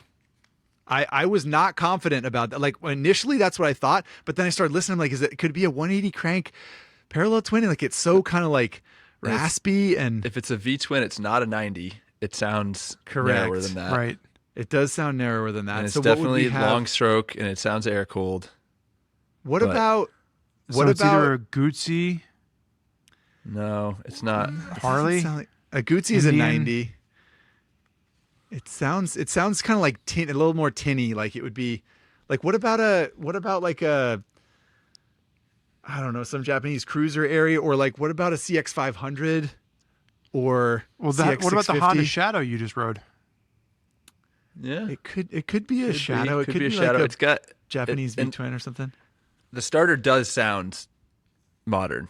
Like it's got good turning. I can hear it's got a Sprag clutch on it that you hear like in the background as the crank actually starts to spin faster than the starter. But I feel like as soon as we find out what it is, I'm gonna be like, of course, you idiot. But man, Okay, well, let's keep the hints coming, Spurge. Okay, Yeah. hint number 2. The motorcycle debuted in 1986. whoa. So it's What not a year was the CX. Honda Shadow? 83. And it's a V-twin. Debuted in 1986. The Sportster's older than that. What about? It sounds like the stroke is too sounds too lopey to be like a. What about like a first like an Africa Twin or a Transalp could be a Transalp. a Transalp. That was liquid cooled though, right?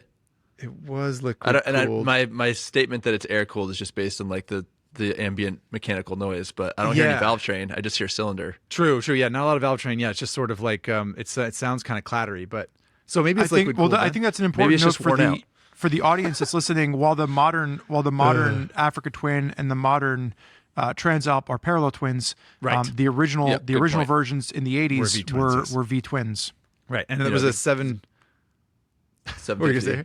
The good old ones. The good old days. Well, they got lazy and put the cylinders next to each other.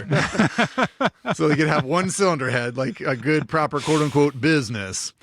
All right, should we read the answer? Any final guesses? I'm Yeah, I stumped. mean, This is I'm throwing it out there. Like I could throw out like random, Japanese V twins, like some sort of Vulcan or Boulevard or something like that. But truth is, I don't know. I have no idea. I think like a Transalp or an Africa Twin is the I best think guess those are I have good- based those on are the good debut. guesses. Yeah, I don't know. Okay. Well, the answer is Kajiva elephant. no. You already said it wasn't a 90-degree V twin. So Okay, fair enough.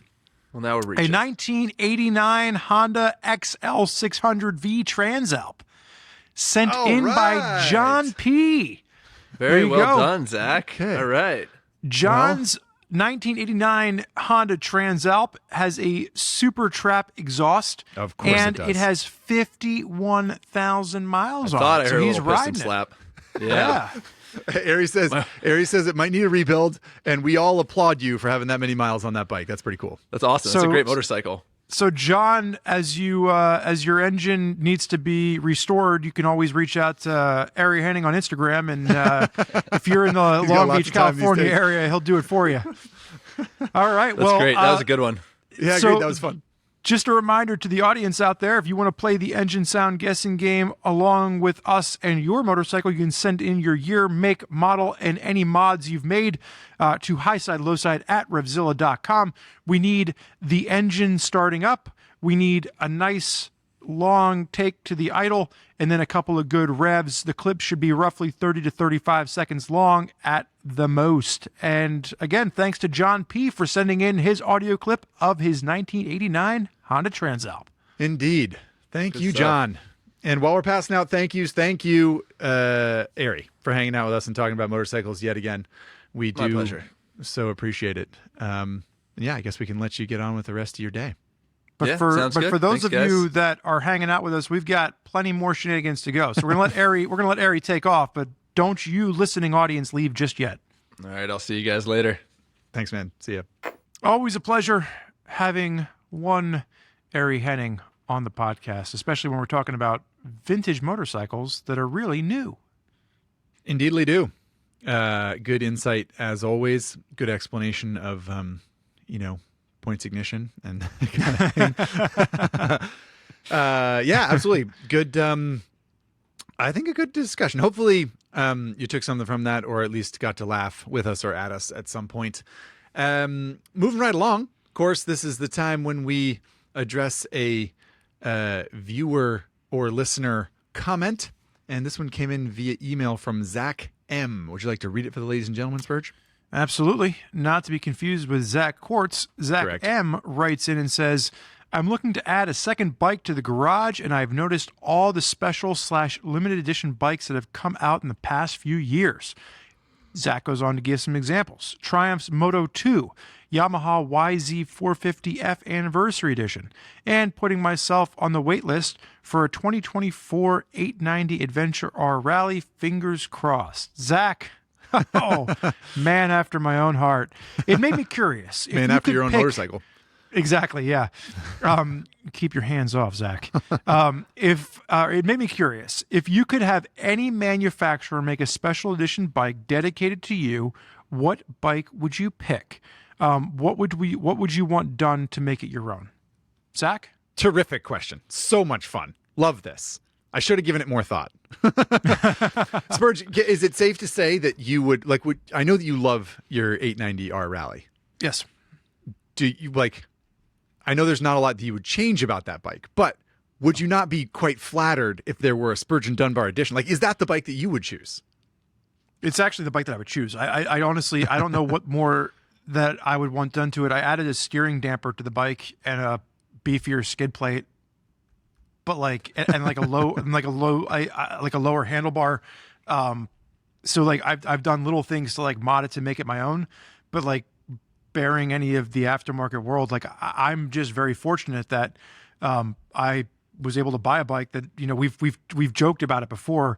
When Zach did the Daily Rider on my bike, there were a lot of fun comments that he threw at it, but it's the Spurgeon Dunbar edition of what a motorcycle would be, and I'm just very fortunate to own it. So out of all the special edition bikes that are out there right now, I mean, that's a special edition bike that I was fortunate enough to add to my garage. So, would you be more or less proud to ride it if it said Spurgeon Dunbar edition on the side? If they made a limited run of 110 bikes that were Spurgeon Dunbar edition? Nah, that wouldn't do it for me. I think it sets the bar too high. I mean, I think one of the things that I struggle with sometimes in this industry is that I am an intermediate level person across the board, right? I want to. You mean go as far out as and rider skill? As far as riding skill, I want to go out and just have fun. I don't want to go out. I don't need to be the fastest person on a racetrack. I don't need to be the most aggressive person off road. All joking aside. So the idea that somebody's going to put your name on the side of a motorcycle, I think sets the bar and the expectations way too high. Okay, fair. So I mean, for me, part of the joy that I do get from that is the fact that it is a limited edition bike that is just out there in the world. And we talk about this on the podcast. I think we've talked about it before, but Spencer Robert, who is our friend and colleague, his dad is also an 890 Rally owner, and we have a special handshake. We text each other special messages in the middle of the night. Sean and I have a bond that I think Spencer is sometimes jealous of because he just can't live up to his father's potential for him at this point in time. He just does not have the suspension travel that his father wants him to have. Exactly. So I think for me, there's something more special about the fact that I went out and I chose to be part of this kind of cool, exclusive little club. And I'm just really fortunate that I genuinely love that bike. And I can't imagine, even with the new 2024, I got a lot of messages from people being like, oh, would you trade yours in? No, it's the same. It's essentially the same bike. I mean, they've made some little tweaks and stuff, but I'm very happy with the bike that I own. What about you? That. Well, do you want a Zach Quartz edition? Maybe something that is new, but it looks like an old KTM 950 SM. I'm torn between what would make sense as a bike that would be labeled as a Zach Quartz edition, and what I would actually want. And in some ways it's the same thing, right? I'm the Daily Rider guy. So I would want maybe the easiest thing to reach for is the perfect Daily Rider, right? What's the bike that would Honda really Transalp. I watched last year's season update. I know what we're looking for here. I mean, a Transalp's not far off. It would be pretty cool. I would want more horsepower. I mean, I think I would want basically a Versus 650, but with a 1290 Super Duke engine in it. So, whatever, 5.5, 6 gallons of gas, 100 and God knows how much horsepower. And then I'm going to, my special edition bike's going to have heated grips. It's going to have cruise control. It's going to have adjustable wind protection. It's going to absolutely shred around a racetrack. So what is that bike? I'm not sure. I mean, I'd be flattered. You want a Super Duke GT is what you want. Yeah, it never really did it for me. I don't know. I'm not sure how to... 1290 Super Adventure S. Yeah, that's close. That's close. You're getting there. That's a pretty darn good daily rider there. I might have to just go Super Duke though, just because I love that engine so much. If there was a 1390 Super Duke R Zack Quartz edition, I got to say I'd be pretty thrilled. Well, And as long as they're it has coming heated out. They're grips coming out with a and cruise. 1390. I know, that's and what I'm so saying. maybe they're gonna make one for you, and then you just don't know it yet. This is the opportunity, KTM, if you're listening. I know you're not. Anyway, that's a great question, Zach M. Thank you for allowing us to indulge our fantasies of what bike we would have named after ourselves. And I like your pick. I like your pick because it actually harkens back to the episode we shot, I think, in season 7, where we didn't realize it. We had Patrick. I think it was Patrick Garvin that was our guest, and we all ended up picking the 1290 engine as like our engine of choice for like building our fantasy the Mount Rushmore of it. Yeah. touring bikes. Yeah. Right. Yeah. That's a stellar engine. Any KTM Big Twin with my name on it, I think would be okay with me. Moving on. Thank you very much again, Zach M, for your comment and your question. That was fun. Also, Zach, let us know if you get that 2024 890 Adventure R Rally. I'll have to teach you the special handshake. That's a good call out. Appreciate that, Spurge. Moving on to our t-shirt winner. As a friendly reminder, the way you can win a t-shirt on Highside, Lowside is to go to the Apple Podcast platform and leave a review for us and the show. Keeping in mind, you, of course, are not just leaving a review for us, but of course of producer Chase, who works harder than anyone on Highside, Lowside. So by doing that, by leaving a review of Highside, Lowside on the Apple Podcast platform, you will automatically enter yourself into our bi-weekly run through of reviews. And when we find one that we think is fun or funny or asks a good question or find a person on whom we wish to take pity, we will send you a free t-shirt. This time around, the winner is, Spurgeon, Angry Dad 79. Angry Dad 79. Right. Go ahead. You read this one out loud, Zach. Okay. Angry Dad 79 says, and I quote, "Since discovering these two, I am a much happier human. I just started riding last year at the tender age of 44. I wish I'd started 20 years ago. Regardless, I've learned quite a bit from the RevZilla stuff on YouTube. I've watched every episode numerous times and use you guys to fall asleep to. I'm a ruminator and need something to sleep to. Anyway, love you guys and all you do for us." This is one of our favorite types of reviews, which is the old backhanded compliment. The old, we will I love you put guys you so to much. sleep. Yeah, exactly. Yeah. The old, love you guys so much. I put it on when my dog is nervous and he falls right asleep. Anyway, Angry Dad 79, we wish you a happy time in the world of motorcycling, and we hope that by being a happier human, you will be even happier with your free Highside Lowside t-shirt. So please do send your preferred size and your mailing address to highsidelowside@RevZilla.com, and hopefully your new t-shirt will help you integrate into motorcycling society all that much smoother. Or, I mean, it's just a great pajama top, you know? For all your sleeping that you do. Yeah, I mean, it's Right. the reason he's happier is he was an insomniac before he found us, and now we lull him right into a sweet, sweet slumber. So, Sure. for anybody else that wants a chance to win a t-shirt, please go ahead and leave us a review on Apple Podcasts. We do appreciate it. For anyone that has additional comments that you would like to share with us, maybe there's something we missed in this episode, maybe there's something that angered you, that brought you joy, that helped you fall asleep, let us know about it. Shoot us an email to highsidelowside@RevZilla.com, or you can always throw a comment directly down below if you're watching this on YouTube. But again, Zach and I do check those emails to the best of our ability. Producer Chase reads every single one, God help him. And we will do our best to continue to highlight the ones that are our favorites. Yes, indeed. Okie doke. We have come to the end of another episode of Highside, Lowside. It's time for our look back on this episode. Spurge, what do you got? You got any ruminations? Any good pieces of insight that you picked up this time around? I didn't realize how ahead of the curve I was back in 2005 when I bought my Bonneville. At the time, I was just back in the early odds. I was just a wee young lad in college that was looking for a way to get into motorcycling and then try and provide an entry that I felt was aesthetically pleasing to my peepers and as well as my pocketbook. But I didn't realize that 20 years later, almost 19 years later, that I'd be sitting here with you doing a podcast about motorcycling and, you know, the modern classic categories. So for me, it's really still interesting. loving your bike. Still love it. 80,000. I just my dad sent me a picture the other day. He actually took it out and it clicked over 80,000 miles while he was the one riding it. So, So he's taking credit for all those strong. miles. Going strong. Yeah. Yeah, right. What about you, Zach? Any final thoughts here? Well, something we didn't address directly, but I think is worth talking about. Maybe this is a whole nother podcast. I don't know. Is at what point are we old? You know, like I think we're there. It hurts a lot more when I wake up in the morning. I think we're old. No, I got back pain and I've got gray hairs in my beard, so on and so forth. But you know, when it comes, what's your motorcycling age? I guess that's the kind of the question. You know, like I found myself thinking about that as I was talking to you guys about these bikes, and I was like, I wish they made it like that, or sort of like, no, if you're really reaching for character, this is what you need. And I thought, like, well, I'm 40 years old, as you are, right, Spurge?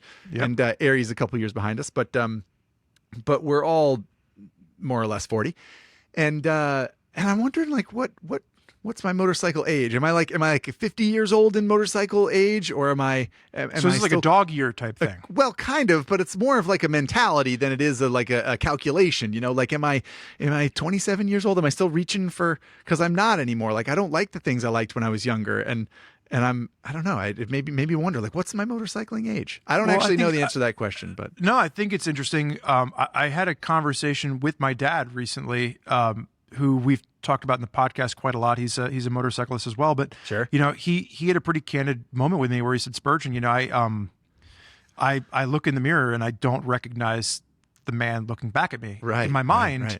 Yeah. I feel like I'm 25 years old. In my mind, I'm the same person I was when I'm 25, and now I look in the mirror and there's a 70-year-old man looking back at me, and I can't do the things that I used to do. Right. And I think that that's something that we all wrestle with in different phases. You know, I don't take the risks that I used to take, and I'm not as interested in riding on the street as I am riding off road. And you know, the things that I do on a motorcycle have shifted. I like touring on a motorcycle, but I don't get to do it as often as I used to because I have a wife and we have other obligations. Job. Yeah. But it's like, but when you think about how you look back on your relationship with the motorcycle, it does shift. It does change. I think it's a great question to ask ourselves. Well, who is Zach Hortz now? Oh my goodness. Don't ask yourself that question too many times. I know I don't.